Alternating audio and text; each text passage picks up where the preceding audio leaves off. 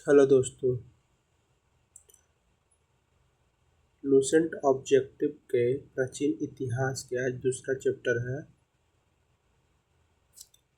चलिए तो शुरू करते हैं। पहला क्वेश्चन, बीते हुए युगों की घटनाओं के संबंध में जानकारी देने वाले स्रोतों को कहा जाता है। पहला का आंसर होगा ऐतिहासिक स्रोत। दूसरा क्वेश्चन है, निम्नलिखित में से कौन सा कथन सही है? साहित्यिक स्रोत की तुलना में पुरातात्विक स्रोत अधिक प्रमाणिक होते हैं। ये होगा आंसर। तीसरा, किस वेद में प्राचीन वैदिक युग की संस्कृति के बारे में सूचना दी गई है? ऋग्वेद में दी गई है। आगे देखते हैं।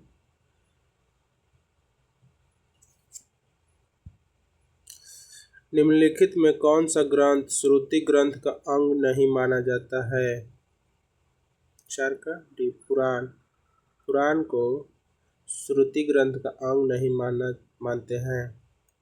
क्वेश्चन नंबर 5, निम्नलिखित में से कौन सा ग्रंथ यह दावा करता है जो उस ग्रंथ में है वह विश्व में है और जो उस ग्रंथ में नहीं है वह विश्व में अलभ्य है? तो महाभारत हो जाएगा। त्रिपिटक धर्म ग्रंथ है। त्रिपिटक किससे संबंधित है? बौद्धों से, बौद्ध धर्म से संबंधित है। जातक किसका ग्रंथ है? जातक है बौद्ध धर्म का ग्रंथ। जातक भी है बौद्ध धर्म का ग्रंथ। आगे देखते हैं 8 नंबर।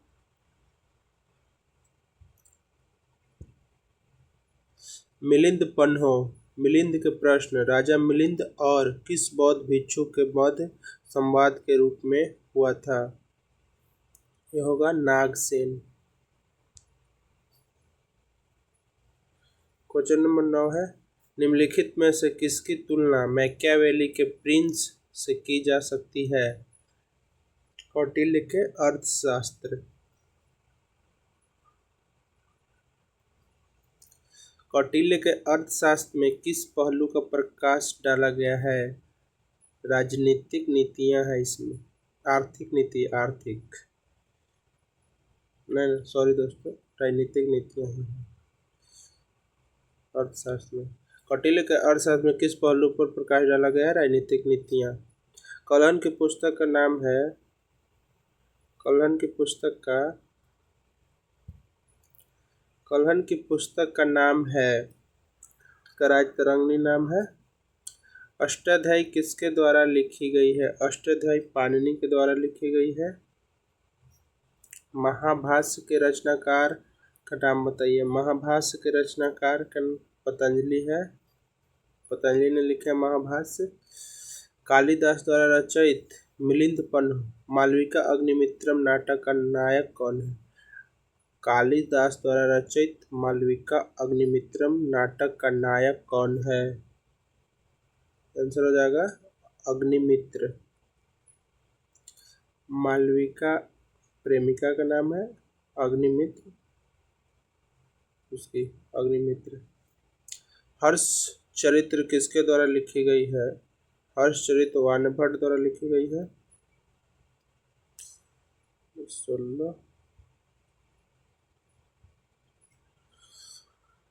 विक्रमांक चरित्र के रचनाकार का नाम बताइए।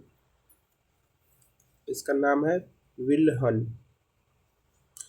चंद्रवर दाई द्वारा रचित ग्रंथ का नाम है पृथ्वीराज रासो। क्वेश्चन नंबर 18, निम्नलिखित में कौन सिकंदर के साथ भारत आने वाला इतिहासकार नहीं था? 18 का डी होगा हेरोडोटस। हेरोडोटस के इतिहास का पिता कहते हैं। एरिस्टोबुलस आया था, एनासिक्रेटस आया था, निरियाकस आया था सिकंदर के साथ। क्वेश्चन नंबर 19 हो जाएगा, निम्नलिखित में किस विदेशी यात्री ने भारत का दौरा सबसे पहले किया? मेगास्थनीज ने किया था। चंद्रगुप्त के समय। मेगास्थनीज की पुस्तक का नाम है इंडिका है। तो पुस्तक का नाम। ज्योग्राफिया की रचना किसने की? ज्योग्राफिया की रचना किसने की? स्ट्रैबो ने किया था। प्लिनी की पुस्तक का नाम है। प्लिनी की पुस्तक का नाम है नेचुरलिस हिस्टोरिया। प्लिनी का पुस्तक का नाम है नेचुरलिस हिस्टोरिया। क्वेश्चन नंबर 23 है। पेरिप्लस ऑफ एरिथियन सी की रचना किसने की थी? यह अज्ञात है। अज्ञात यूनानी लेखक ने किया था।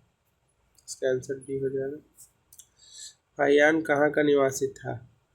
फाहियान कहाँ का निवासी था? फाहियान चीन का निवासी था। फाहियान किसके शासनकाल में भारत आया? फाहियान चंद्रगुप्त द्वितीय के शासनकाल में भारत आया था। हर्षवर्धन के समय में कौन सा चीनी यात्री भारत आया था? हर्षवर्धन के समय में कौन सा चीनी यात्री भारत आया था? ह्वेनसांग आया था। Question number 27।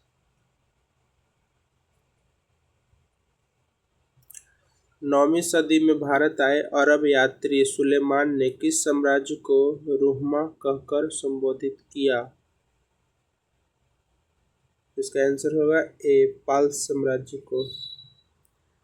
अल बिरूनी किसके शासनकाल में इतिहासकार था? अल बिरूनी महमूद गजनवी के शासनकाल में इतिहासकार था। Question number 29। यात्री इब्न बतूता कहाँ से आया था? इब्न बतूता मोरक्को का यात्री था। आया था 1333 ईस्वी में। MBT मोहम्मद बिन तुगलक के कार्यकाल में आया था। दिल्ली का गाजी नियुक्त किया था उसे। दक्षिण अफ्रीका यात्री इब्न बतूता किसके शासनकाल में भारत आया था? मोहम्मद बिन तुगलक आ गया। Question number 31।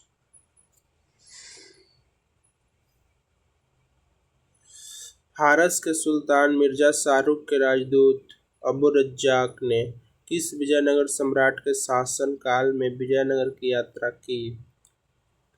देवराय द्वितीय। भारतीय पुरातात्विक सर्वेक्षण की स्थापना कब की गई? भारतीय पुरातात्विक सर्वेक्षण की स्थापना 1861 में। भारतीय पुरातात्विक का जनक किसे कहा जाता है? भारतीय पुरातात्विक का जनक अलेक्जेंडर कनिंघम को कहा जाता है। आगे है 34। निम्नलिखित विद्वानों में हड़प्पा सभ्यता का सर्वप्रथम खोजकर्ता कौन था? दयाराम साहनी सबसे पहले किए थे 1921-22 में। हड़प्पा सभ्यता की खोज किस वर्ष की गई? 1921 में।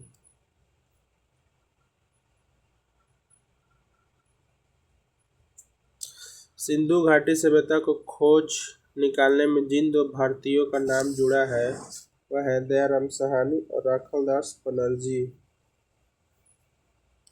36 के ए नंबर हो जाएगा।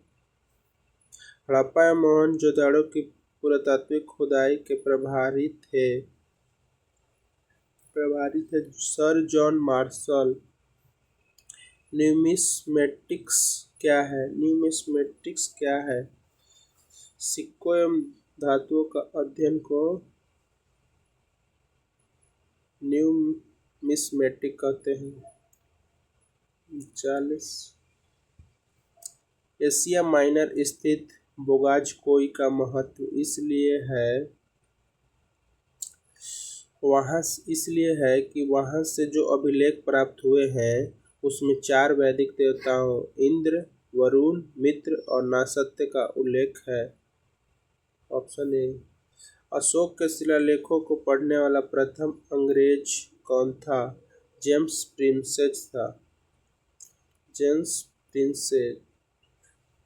अशोक के अधिकांश अभिलेख किस भाषा में एवं लिपि है?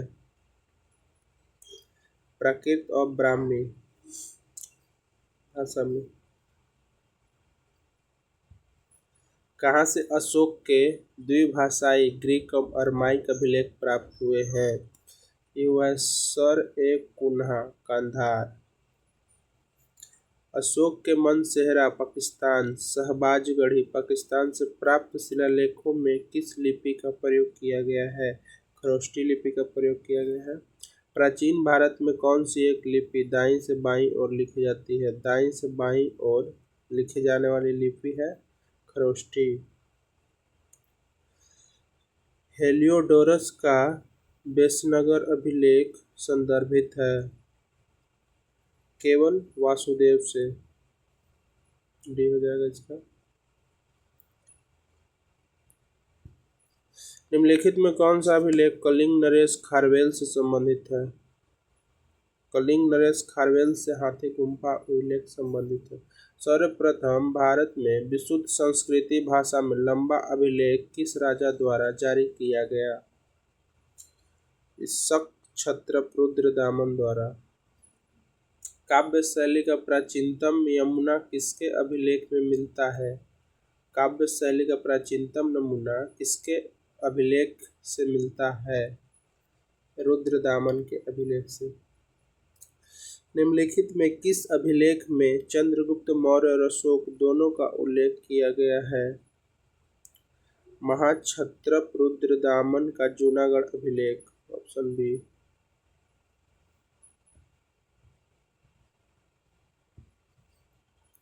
समुद्रगुप्त की सैनिक उपलब्धियों का वर्णन उसके किस अभिलेख में उपलब्ध है? इसका हो जाएगा प्रयाग राज अभिलेख। प्रयाग प्रशस्ति अभिलेख का लेखन हरिसेन किस शासक का दरबारी कवि था? हरिसेन किस शासक का दरबारी कवि था? यह समुद्रगुप्त का दरबारी कवि था। मेहरौली दिल्ली स्थित लौह स्तंभ का निर्माण किस सदी में हुआ? दिल्ली स्थित मेहरौली में दिल्ली स्थित लौह स्तंभ का निर्माण किस सदी में हुआ? चतुर्थ सदी में। दिल्ली के मेहरौली के कुब्बत उल इस्लाम मस्जिद के प्रांगण में स्थित प्रसिद्ध लौह स्तंभ किसकी स्मृति है? चंद्र की स्मृति है। आगे देखते हैं। सती प्रथा का पहला पुरातात्विक उल्लेख कहाँ मिलता है? एरन अभिलेख में सबसे पहले उल्लेख है सती प्रथा के बारे में। एरन अभिलेख का संबंध किस शासक से है? एरन अभिलेख का संबंध भानुगुप्त से है। ऐहोल प्रशस्ति का रचयिता रवि कीर्ति किस चालुक्य शासक का दरबारी कवि था? पुलकेशिन द्वितीय का दरबारी कवि था। हर्ष एवं पुलकेशिन द्वितीय के मध्य हुए संघर्ष की जानकारी कहाँ से मिलता है? हर्ष और पुलकेशिन द्वितीय के मध्य हुए संघर्ष की जानकारी ऐहोल अभिलेख से मिलता है।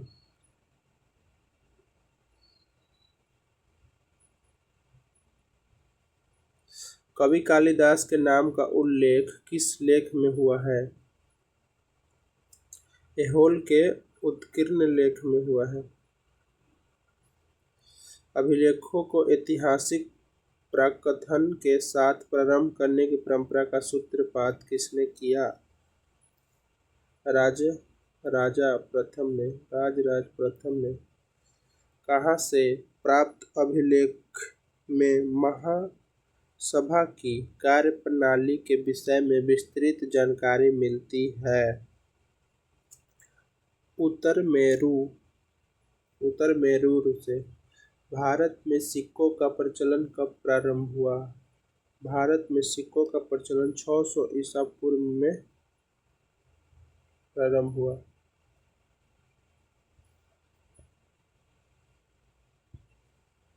भारत में प्राचीनतम मुद्रा माना जाता है।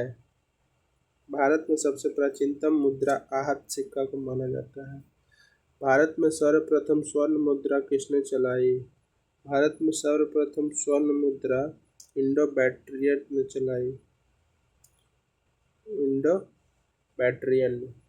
निम्नलिखित में किसने सोने के सर्वाधिक शुद्ध सिक्के जारी किए? कुषाण होगा, कुषाण वंश। सातवाहनों के समय में मुद्रा सर्वाधिक किस धातु का था? सीसा का। सातवाहन ने सीसा का चला, स से सातवाहन, स से सीसा। निम्नलिखित में किसने बड़े पैमाने पर स्वर्ण मुद्रा चलाई थी? बड़े पैमाने पर स्वर्ण मुद्रा कुषाण शासकों ने चलवाई थी।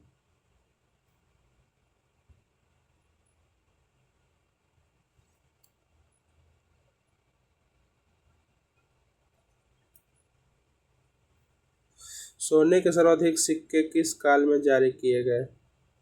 सोने के सर्वाधिक सिक्के गुप्त काल में जारी किए गए। निम्नलिखित में से किस स्थल से रोमन सिक्के मिले हैं? अरिकमेडु से रोमन सिक्के मिले हैं। भीमबेटका किसके लिए प्रसिद्ध है?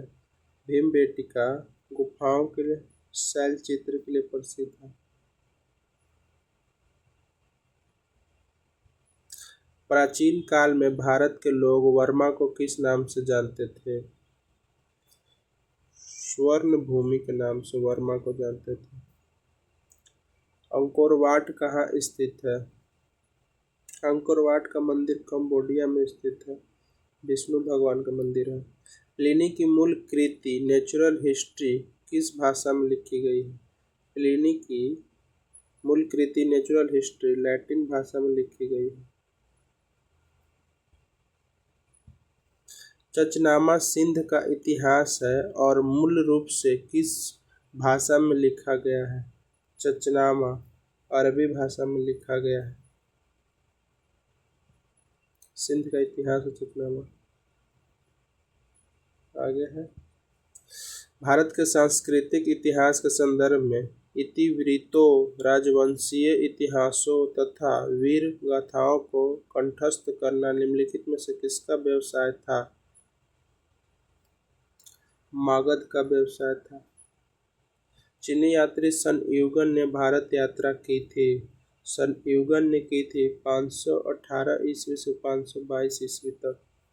महाभारत युद्ध के लिए 3101 ईसा पूर्व तिथि का उल्लेख निम्नलिखित में से किस अभिलेख में हुआ है?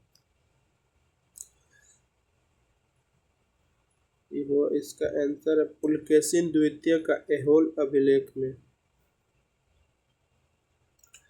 रबातक अभिलेख संबंधित है, रबातक अभिलेख संबंधित है कनिष्क से।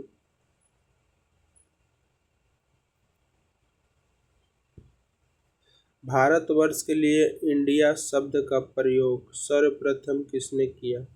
भारतवर्ष के लिए इंडिया शब्द का प्रयोग सर्वप्रथम हेरोडोटस ने किया। किसने ब्राह्मी खरोष्टी लिपियों को उद्वाचित किया?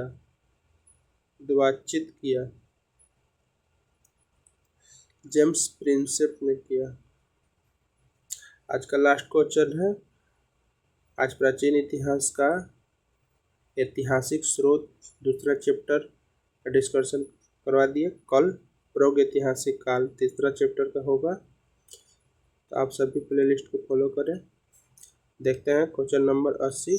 निम्नलिखित में से प्राचीन भारत की कौन सी लिपि दाहिने से बाईं ओर लिखी जाती है?